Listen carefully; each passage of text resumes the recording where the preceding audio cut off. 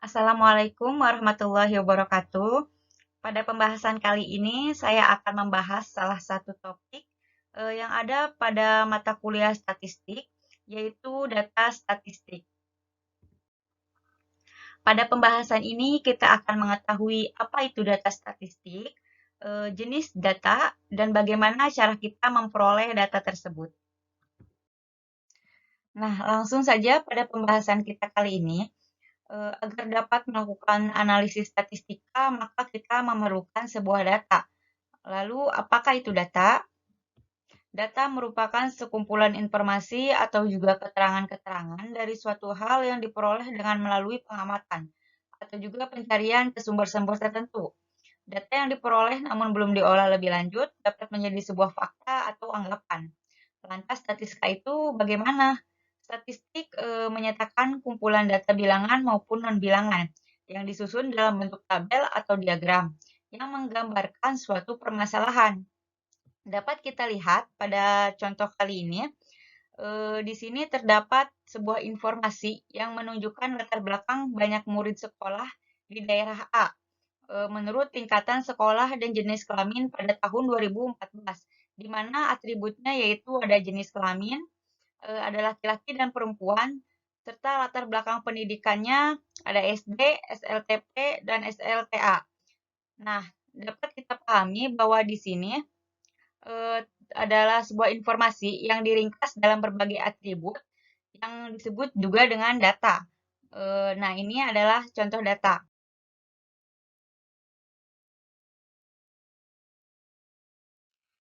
Baik, untuk pembahasan selanjutnya yaitu ada jenis statistika. Jenis statistika di sini dibagi menjadi dua.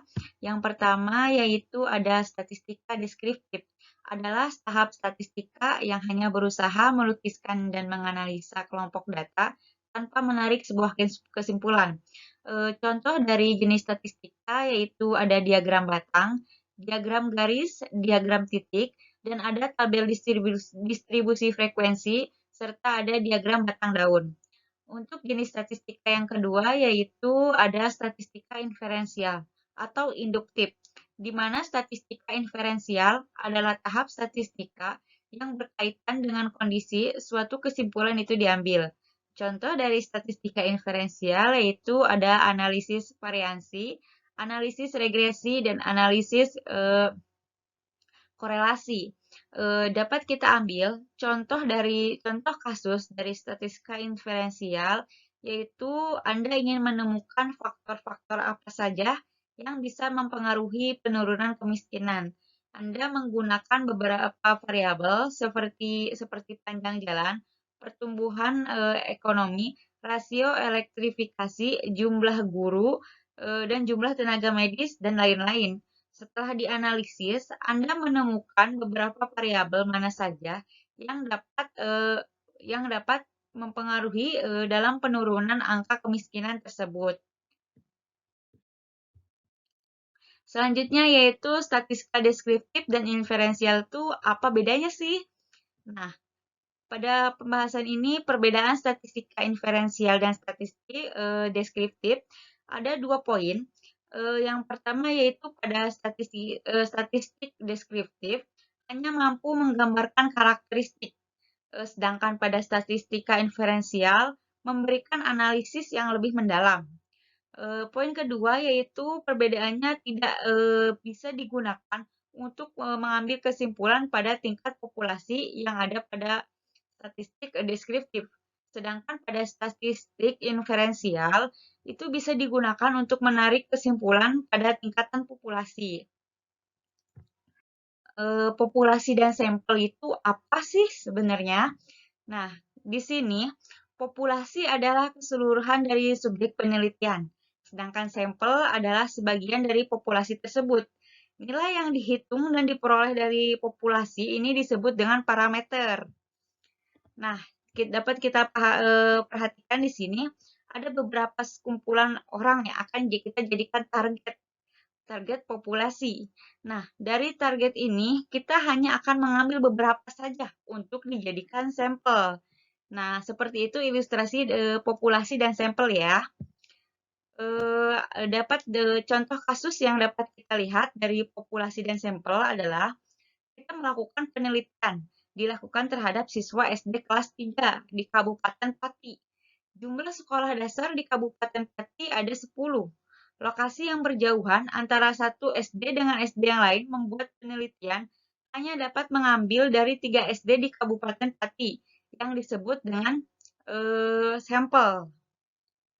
Itu merupakan penjelasan tentang populasi dan sampel. Nah, pembahasan selanjutnya kita akan membahas tentang jenis data. Jenis data sendiri di sini dibagi menjadi dua. Yang pertama yaitu ada data kuantitatif, yaitu data yang berupa sebuah kumpulan angka. Data kuantitatif ini dibagi menjadi dua jenis lagi. Apa saja sih data kuantitatif itu? Data kuantitatif yang pertama yaitu ada data diskrit, yaitu data yang diperoleh dengan cara mencacah, membilang, atau menghitung banyaknya objek. Contoh dari data diskrit ini adalah jumlah mahasiswa ataupun jumlah sebagainya. Yang kedua dari data kuantitatif yaitu ada data kontinu, di mana data kontinu adalah data yang diperoleh dengan cara mengukur besaran objek. Contoh dari data kontinu adalah data dari luas petak sawah ataupun data dari jumlah padi gabah kering. Nah, selanjutnya jenis data yang kedua yaitu ada data kualitatif. Apa sih itu data kualitatif? Data kualitatif yaitu data yang diamati berdasarkan atribut. Data yang bukan berupa angka ataupun yang bukan non-numerik ya.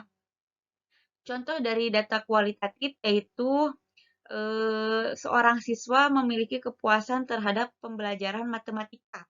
Apakah ia amat senang, kurang senang, senang, ataupun tidak.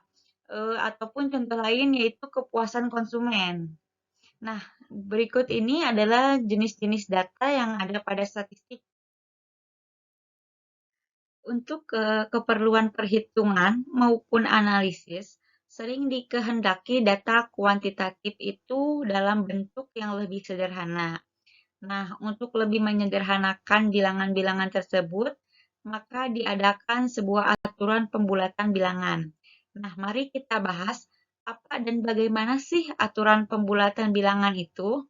Nah, aturan pembulatan bilangan tersebut yaitu yang pertama ada aturan umum, di mana aturan umum ini berlaku jika kurang dari 0,5 itu dihilangkan, dan jika sama ataupun lebih dari 0,5 menjadi 1.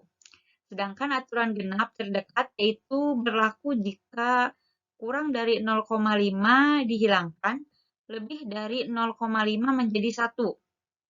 Dan sama dengan 0,5 itu dihilangkan jika angka yang mendahului merupakan angka genap, atau menjadi 1 jika angka yang mendahului itu ganjil. Nah, dapat kita lihat contohnya yaitu di sini terdapat bilangan 3,425.